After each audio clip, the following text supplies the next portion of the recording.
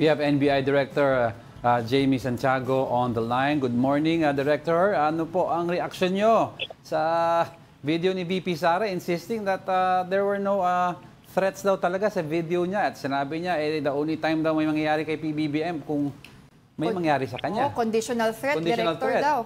So ano po reaction natin, sir? Yes, magandang umaga po muna sa inyo at sa ating mga taga-pakinig. Nag-ano na po kami yan, nag-send na po kami ng subpoena para kay BP para mag-appeal siya dito sa opisina namin sa Sabado, sa Biyernes, alas 9 ng umaga. Opo.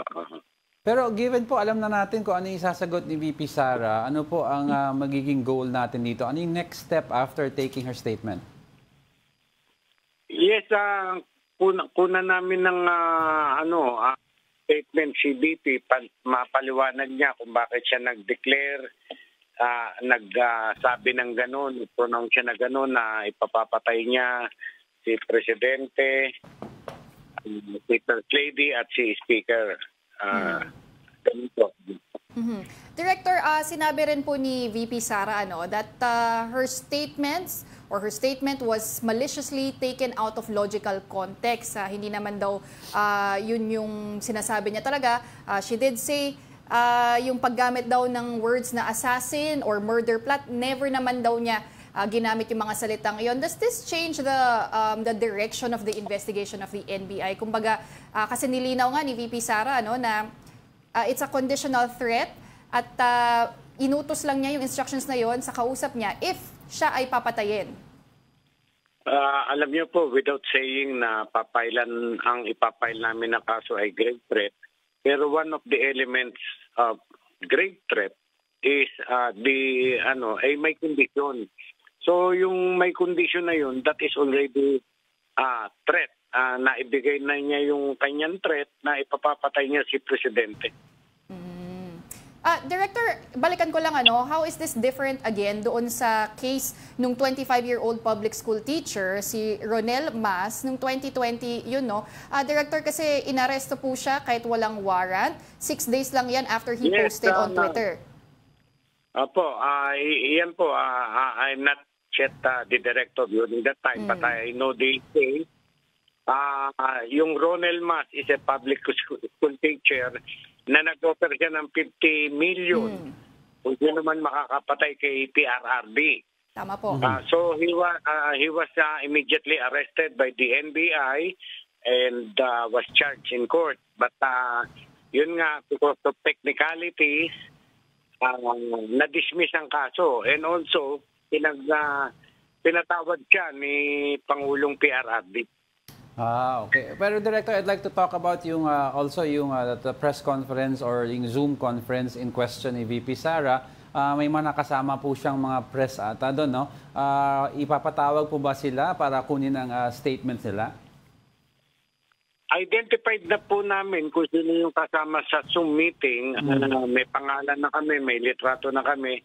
I-check lang po namin kung anong next move namin laban sa kanila. Parang katulad ngayon na ini-interview niyo ko, ano ba naman kasalanan yun na in-interview niyo ko? Yes, that's parang right. ganun po yun. So yung presence nila doon ay hindi naman wala namang criminal act yun. Wala pong liability. Okay, and I'd like to touch up a little, Director, also on yung alleged hitman ni VP Sara, no?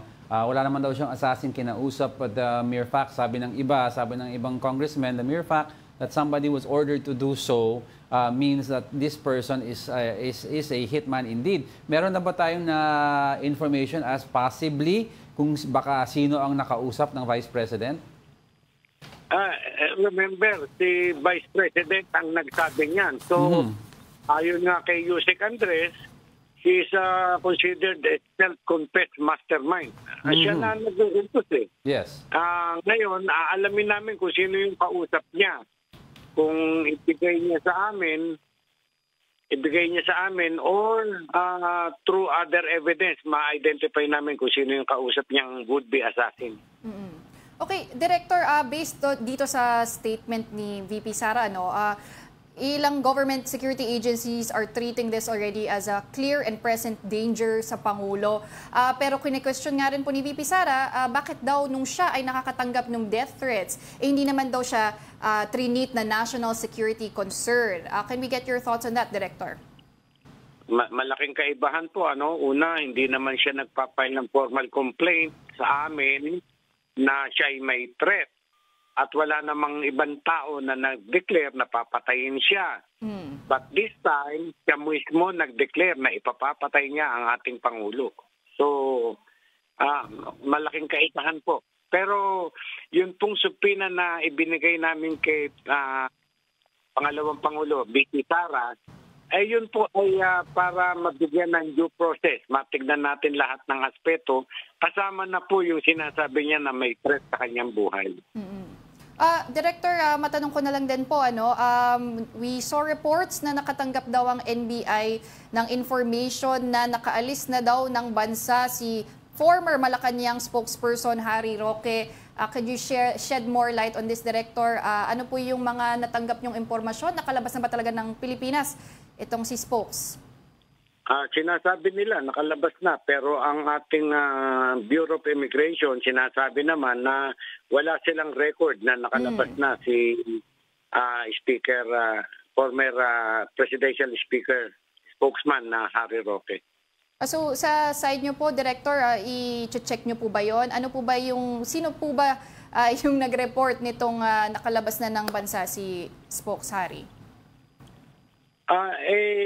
Puro lang yun sinasabi lang nila, wala namang concrete evidence, haka-haka. So we will validate that. I-check pa po namin. Opo. Alright, with that, thank you very much for joining us, NBA Director Jamie Santiago.